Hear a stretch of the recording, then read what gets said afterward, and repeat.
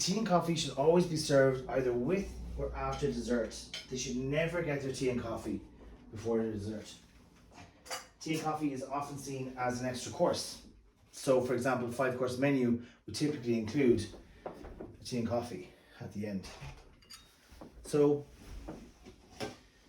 when we're serving tea and coffee, we have our tray and we would have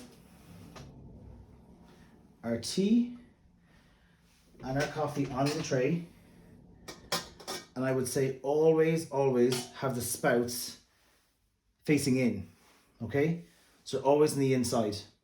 So if you slip, a little bit of tea or coffee will come onto the napkin as opposed to on top of the guest, okay? With the tea and coffee, what we can do is have the tea and coffee cups, for example. I'll stack these.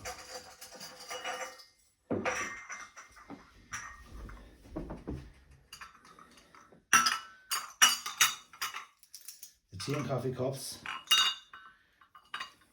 point around the tray like this,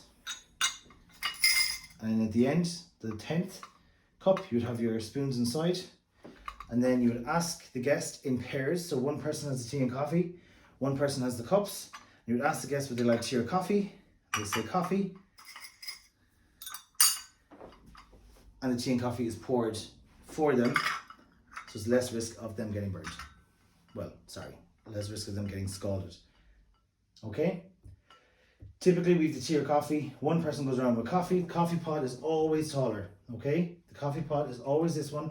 Coffee pot is always taller than the teapot, okay? And the teapot is always smaller and round, okay? So just to say, the tea and coffee should always be served at the end of the meal, and shouldn't be served before the dessert has arrived.